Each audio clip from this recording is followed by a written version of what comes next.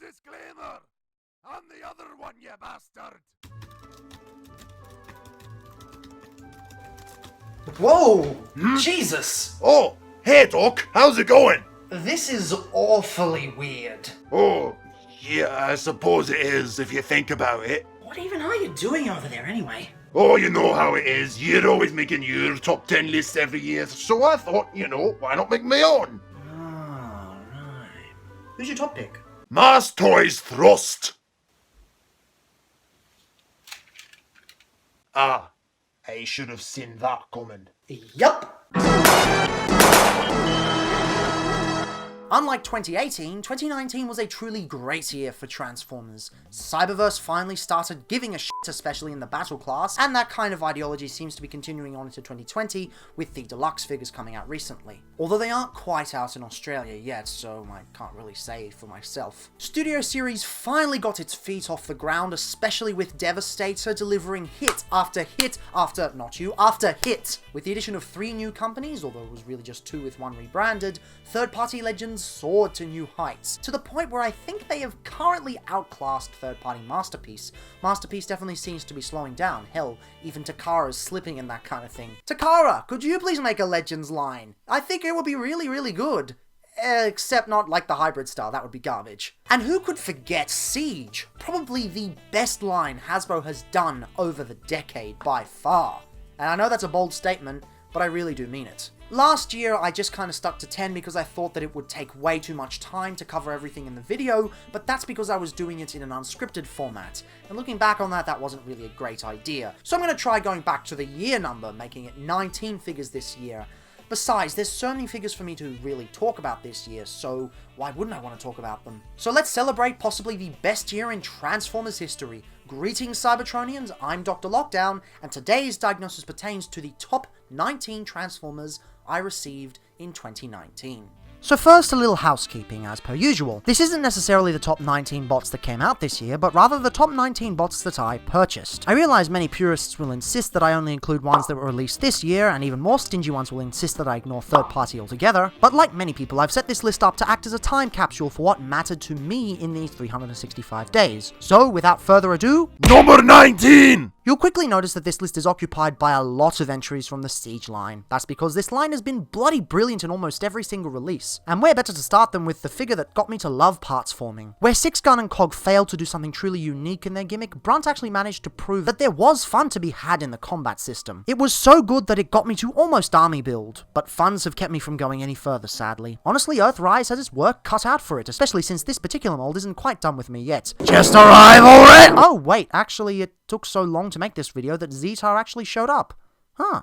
Thanks, Ozpost, for once. Number 18! I pity all of those who paid premium prices for this gorgeous figure. I mean, yes, he is the best of the 3 that use the Ironhide molds, but seeing that most of my friends paid upwards of $70 for it, I can't help but feel that his hype is a little over-exaggerated. That being said, as a $35 deluxe, he's absolutely wonderful. Hollow? Yes, although I've added some gap filler so you can't really see it, but yes, he is kind of hollow. But awesome? Absolutely. Number 17! Another Siege figure that never made it to Australia, although this time, seeing as it's not an exclusive, he has no excuse. Ironically, Impactor is the kind of figure that I could actually see myself paying around $50 for, because there's just so much to like here. Even without the gap fillers, he's a brilliantly sculpted and painted figure, and for fuck's sake, he's a deluxe with an ab crunch. That's unheard of. The only thing I can really criticize relates to the box set version, which has clashing aesthetics for some f***ing reason. Don't stick an IDW head on a Marvel Comics design, it just doesn't work. Just get Spartan if you must, although I must admit, I actually find Siege Impact a little more fun than his third-party counterpart. Number 16! Okay, hot take. I actually find this mold more enjoyable than the original Revenge of the Fallen version, and he sure as hell looks a lot better than the movie Masterpiece. To me, this guy actually feels like an evolution of the concept, taking elements from many different primes before it. The first Studio Series Optimus was an amalgamation of Dark of the Moon Voyager Prime, First Edition Prime, and Evasion Prime, and this newer version takes that design and evolves it even further by fixing the chest and shoulders. Then you factor in the further upgrades that come with this edition, like the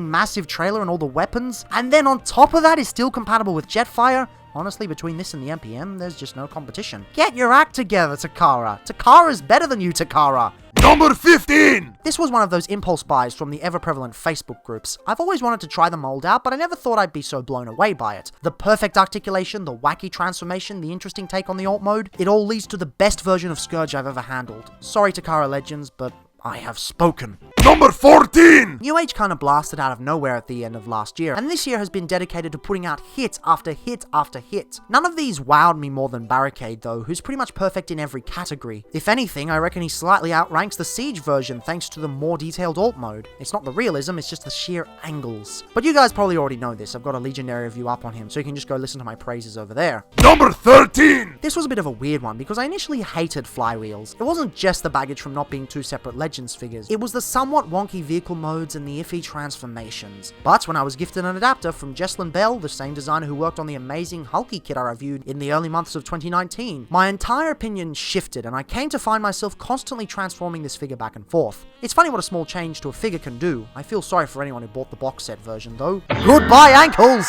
Number 12! I find it utterly hilarious that despite losing the fan vote, Spinister still managed to not only turn up in a brand new non-repaint mold, but also as the best deluxe of the whole goddamn line. This guy is so many levels of clever and the color scheme really seals the deal. Honestly, the robot mode doesn't even look like it transforms, which is bloody amazing, and the helicopter mode is adorably bonkers, and solid too if you know what you're doing. Speaking of...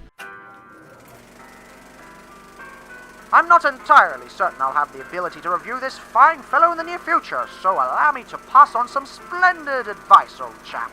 If you turn the waist section round like so, the false cockpit pegs in without any riffraff, allowing you to get on with your day alongside the most splendid of helicopter modes. Did I say splendid twice? Yes, I did, and if I do say so myself, you can suck my big fat dick. Number 11! It's funny how Scourge takes up 2 spots on this year and yet doesn't at the same time. Oh, trademarks. Regardless, this was also an acquisition from one of those damn fine Facebook marketplaces, and it was mint in sealed box too. Of course, I had to free it from its cardboard prison, and I'm so glad I did because this figure holds up immensely well. The only thing I could really ask for is thigh swivels because everything else is so bloody amazing. Honestly, it reminds me of the way they handle leaders today with smaller robots and massive trailers. Sadly, plastic costs have gone up, but the principle remains constant. In fact, I think it might be a bit better than most modern leaders anyway. Number 10! I still don't know how this guy manages to outrank his Thrilling 30 counterpart. Aside from the slightly messy copter mode, this figure is basically perfect. I even generally prefer the IDW design to the G1 rendition. That said, the amazing engineering is undeniable, and the superior articulation knocks the competition out of the park. Word of advice though, either grab 2 Lionizers to make spinning blade swoosh effects, or commission someone like Michael Fouche to make some mold recasts for you like I did. Really brings the package together.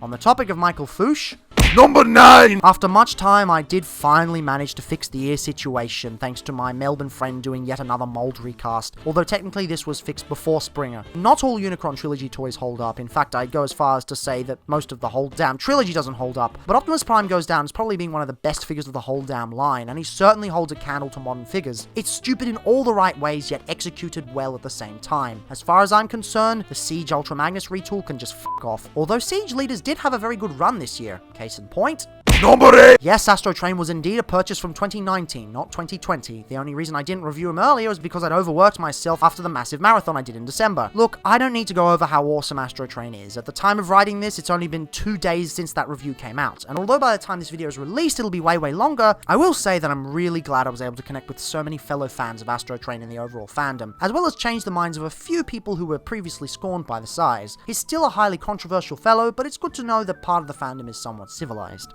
Number 7! Not gonna lie, Iron Factory's dive into Autobot cars has been a little bit boring. Wheeljack is Mirage is just plain bad, Sideswipe and Jazz don't offer anything that the Deluxes haven't, but admittedly the Sunstreaker mold was pretty good, but primarily is the battle charges, so I can't really talk about the original release. Hound, however, has delivered an incredibly fun experience. He's got a brilliant transformation, an expressive sculpt, an awesomely stylized alt mode, and near perfect posability. I've seen people complain he's too third-party in his aesthetic, but to be honest, that excuse is pretty piss poor. An aesthetic isn't bad or good on its own, it's just how they execute it, and Hound is executed to the highest degree. Number 6! Oh look, another Optimus Prime, woohoo. Yeah, not a big surprise, but let's be honest, Hasbro outdid themselves with this Optimus on every single level. The design itself is amazing, the translation to toy is near flawless aside from a different truck mode and weird feet, and the actual toy itself is one of the best Optimus Primes we've ever gotten. It's a shame the crotch section is suffering from a bit more paint chipping than I would have liked, but thankfully Repro Label seems to be rectifying that. So, since that's fixed, I don't see anything wrong with him. You know what? He's awesome. You know he's awesome.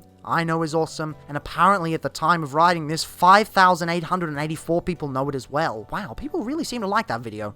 Number 5! For the sake of fairness, I decided to choose only one Seeker from this year, since they're all really good and I don't want them clogging up the entire list. Starscream, as I've covered, was an awesome surprise that completely flipped my view on the design. It was awesome right off the bat, and it really got me on board for the Cybertron aesthetic like no other figure before it had done. Then I got Redwing, who proved that the chest was a fixable issue, and that the colors could definitely be improved upon. The plastic was a smidge wibbly, but the tolerances were far better, and the paint, oh, the paint! Then in my first ever Amazon purchase, Thundercracker was like Redwing on steroids. He has easily the best execution of the weathering in both modes, and the blue is so luscious. Then in the last few days of the year, I got the Rainmakers, and they certainly exist. So Thundercracker kind of wins by default, but he is definitely deserving of such. Skywarp's quality remains to be seen though.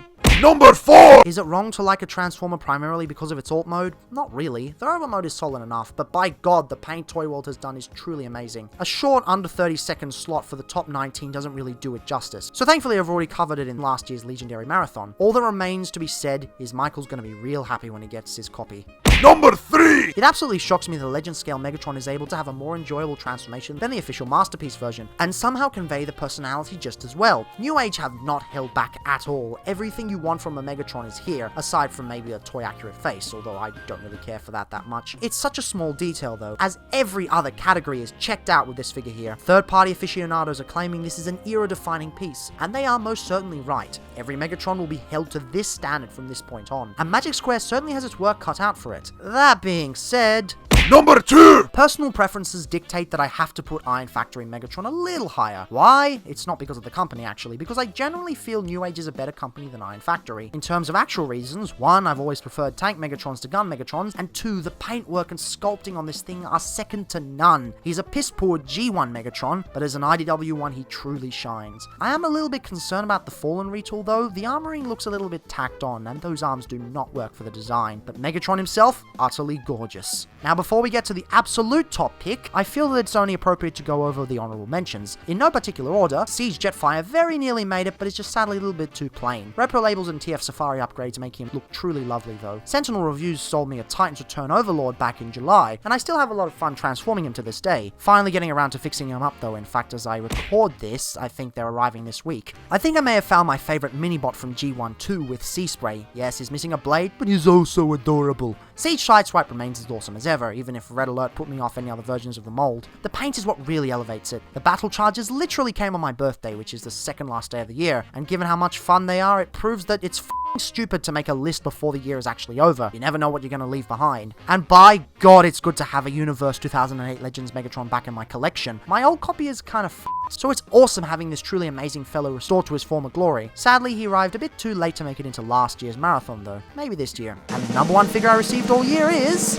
actually, TF1 on Twitter already managed to guess it. It's Mate Toys Delta Manus. What can I say about this figure that I haven't already? Well, I guess I can say that I knew from the moment I got it that it would remain undefeated for the entire year. Don't get me wrong, this has been an amazing year for both official and unofficial Transformers, but Christ, this is just a level above the rest. Now, at present, I have not purchased the Jetfire that combines with him, and to be honest, I'm a little bit concerned. He's now quite expensive, and I haven't heard the best things about him. But to be honest, Delta Manus is such a good toy that even if Jetfire ends up being mediocre, I'm still gonna have a ton of fun with the combined mode. Bring it on, new decade! I'm gonna take this bad boy along with me for the ride, and there's nothing you can do to stop me. Even finishing this list, there's just so many goddamn figures that couldn't make it, even in the honorable mentions. There were so many amazing figures firing from all cylinders that it was kinda hard to keep up with.